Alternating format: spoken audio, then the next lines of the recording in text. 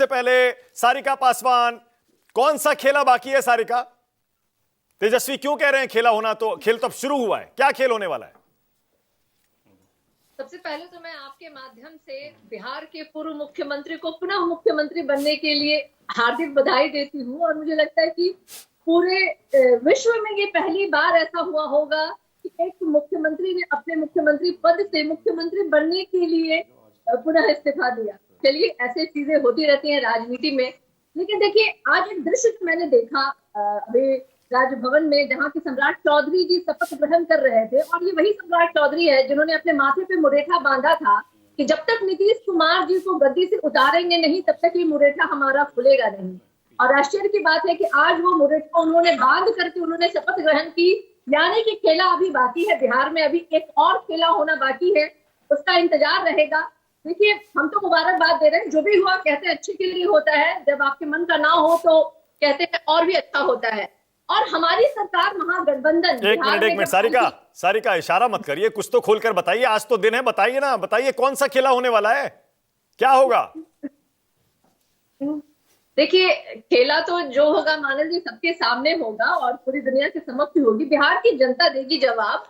लेकिन कुछ तस्वीरों का मैंने जिक्र किया तो मुझे लगता है वो काफी है समझने के लिए कि अभी वाकई में अभी बाकी है, अभी पर्दा नहीं उठा है, बहुत चीजों को उठना बाकी है। और मुझे लगता है वो मैं ना बोलूं, समय के साथ वो चीजें सबके सामने आएंगी तो मुझे लगता है अच्छा, मैं कह देता हूं, आप इशारा ये कर रही हैं कि सम्राट चौधरी को बीजेपी सीएम बना देगी और नीतीश कुमार ज्यादा दिन के मेहमान नहीं है, यही कहना चाह रही हैं आप?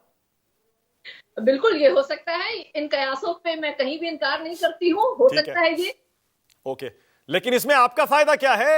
आपके साथ तो खेला हो गया ना सारिका, आपकी सरकार चली गई, आप विपक्ष में रह गए और चुनाव भी अब आपको कांग्रेस के साथ मिलकर लड़ना पड़ेगा लोकसभा का। बीजेपी, जेडीयू और एलजेपी, हम, कुशवाहा सब मिलकर लड़ेंगे। तो आपका क्या हाल हुआ था याद है ना आपको लोकसभा चुनाव में? हमारा हाल ये था कि हम बिहार की नंबर 1 की पार्टी बन के उभरे। और अभी मैं लोकसभा की बात कर रहा हूं।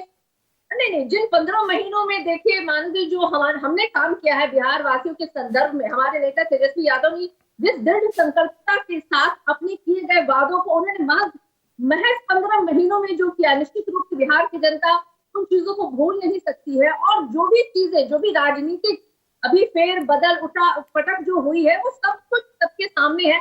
और मुझे लगता है मीडिया के डोमेन में भी बहुत सारी बातें हैं, तो मुझे नहीं लगता है कि बहुत सारी चीजें हैं जो हम छुपा सकते हैं। आपको भी पता है, हमें भी पता है। अब आप करेंगे क्या, ये तो बताइए सारिका, क्या करेंगे? अब विकल्प क्या बचे आपके पास? हम जनता के साथ हैं, जनता हमारे साथ है, जनता के बीच में हम जाएंगे। हमारी उपलब्धियां जनता के बीच में है, तो हमें क्या करना है? यही वो जनता जनार्दन है जो सत्ता में लोगों को बैठाती है और सत्ता से उतारती है। और हम आप देखते रह गए सारिका, मान लीजिए ना सारिका, मान लीजिए अब तो समय आ गया है। 2 दिन से आप लोग कोशिश कर रहे थे दिल की बात दिल में ही रखें, अब तो सब ऑफिशियल हो गया। सरकार चली गई, एनडीए सरकार आ गई, नीतीश बाबू सीएम बन गए, बीजेपी के 2 डिप्टी सीएम बन गए, वो इंडिपेंडेंट को भी ले गए, सुमित सिंह को, वो भी मंत्री बनाए जा रहे हैं। मान लीजिए आप देखते रह गए, आपको पता ही नहीं चला, आपके पैरों के नीचे से जमीन खींच कर ले गई बीजेपी।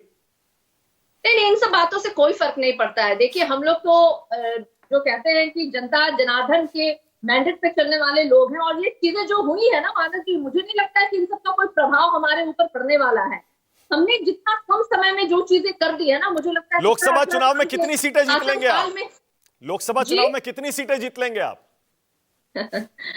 देखिए, इस बार का चुनाव निश्चित रूप से बीजेपी के लिए और जेडीयू के लिए बहुत भारी पड़ने वाला है। क्योंकि बिहार की जनता, जिसने हमेशा से ही तय किया है यहाँ की राजनीति अलग होती है। आपने थक करके जुमलेबाजी करके पिछले बार आपने बरगला करके लोगों को तो जरूर है कि बेवकूफ बनाया, लेकिन इस बार निश्चित रूप से ये चुनाव बहुत ही अनूठा होने वाला है। बिहार की जनता जवाब देगी। कितनी सीटें, मैं कह रहा हूँ कितनी सीटें जीतेंगे? जेडीयू जो है ना, उसका सारिका कुछ बताइए ना, सीटें कितनी जीतेंगे, कितनी सीटें जीत पाएंगे 40 में से? 40 में 40 सीटें हम जीतेंगे मानव जी, ये पूरे विश्वास के साथ मैं बोल रही हूँ आपको। अच्छा, ठीक है, बैठेंगे।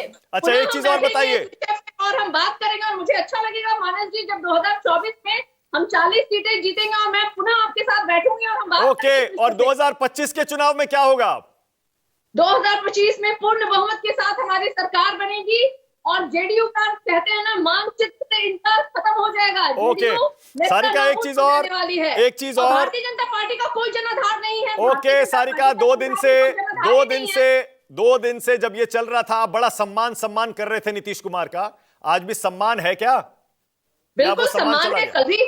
कल भी आदरणीय थे, आज भी आदरणीय हैं और कल भी आदरणीय रहेंगे। इसके लिए तो हम कहीं पीछे नहीं रहे। और आपने देखा होगा जिस तरीके से हमारे नेता तेजस्वी यादव जी ने जिस आदर भाव के साथ महागठबंधन धर्म को निभाया, मुझे लगता है आज पूरे देश में इस बात की चर्चा हो रही है। ओके तो हम सारिका, एक सेकंड, अपने- सारिका 1 सेकंड। मुझे लगता है आरजेडी ने बड़ी कॉम्प्लेक्स स्ट्रैटेजी बनाई है, इसीलिए आप अभी खुलकर बता नहीं रहे हैं अपनी स्ट्रैटेजी, अपने पत्ते नहीं खोल रहे हैं। लेकिन फिर नहीं, भी नहीं, मैं हम पूछूंगा, फिर भी मैं पूछूंगा एक सवाल और ईमानदारी से बताइए ना सारिका, आपको क्या लग रहा है क्यों छोड़ के चले गए नीतीश कुमार? क्योंकि वो तो कह रहे हैं कांग्रेस ऐसा कर रही थी, आरजेडी हमको काम नहीं करने दे रही थी, तमाम आरोप आपके ऊपर लगा रहे हैं। वो तो क्यों छोड़ के गए नीतीश कुमार? मानस जी, मुख्यमंत्री जी इस्तीफा दिए, मुख्यमंत्री बन गए। कहते हैं ना कि नेचर और signature can not be change. तो अब तो ऐसा ही प्रतीत होता है कि किसी किसी को आदत होती है। अब रही बात जिस तरीके की बातें कही जा रही है कि क्रेडिट लेने की, तो मैं मानस जी आपके सामने कहना चाहूंगी कि हमारी सरकार जो है ना 9 अगस्त 2022 को बनी थी और 15 अगस्त को माननीय मुख्यमंत्री जी ने ये ऐलान किया, नौकरी के संदर्भ में 2,20,000 नियुक्ति पत्र बांटने की बारी हो, चाहे 10 लाख जो हमने हमेशा हमारे नेताजी ने कहा था बिहार वासियों को कि नौकरी हम देंगे, उसका ऐलान स्वयं मुख्यमंत्री जी ने मंच पे किया था। यानी कि पूरा का पूरा जो क्रेडिट है तेजस्वी यादव जी को ही जाता है। अच्छा, ओके, अब मैं समझ गया।